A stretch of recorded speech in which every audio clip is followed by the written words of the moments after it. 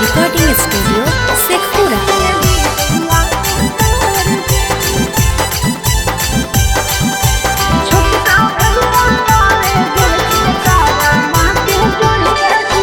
कहवन भैया लाई दिलकुन झिकी मिकी सड़िया गे। कहवन भैया लाई दिलकुन झिकी मिकी सड़िया गे। कहवन भैया लावे गेलकुन करमा के डढ़िया गे। कहवन भैया लावे गेलकुन करमा के डढ़िया गे। बड़का भैया लाए दिलखिन झिकी मिकी सड़िया जी। बड़का भैया लाए दिलखिन झिकी मिकी सड़िया जी। छोटका भैया लावे गेलखिन करमा के डढ़िया जी। छोटका भैया लावे गेलखिन करमा के डढ़िया जी। करमा के डढ़िया जी।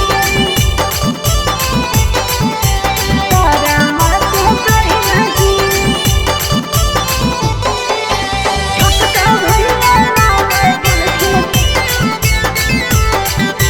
छोटका भैया लावे गेलखिन।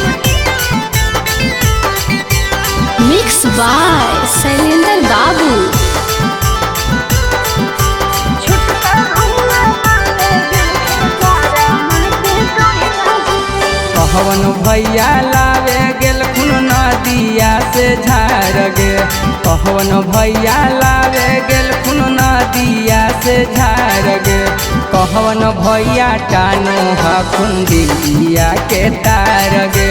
कहवन भैया टानो हखुन डिलिया के तार गे।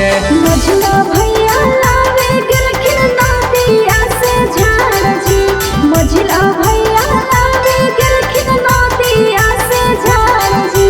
सझला भैया तानो हखिन डिजिया के तार जी। सझला भैया तानो हखिन डिजिया के तार जी।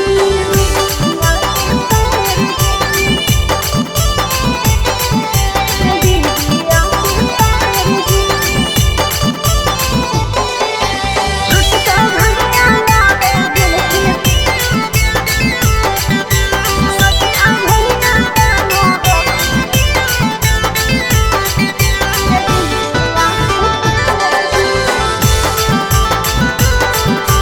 छोटका भैया लावे गेलखिन करमा के डढ़िया जी। कहवन भैया लावे गेलखुन फला फला हरिया गे। कहवन भैया लावे गेलखुन फला फला हरिया गे। कहवन भैया बनाबो हाकुन गौरा शिव मूरतिया गे। कहवन भैया बनाबो हाकुन गौरा शिव मूरतिया गे। अखिलेश भैया लावे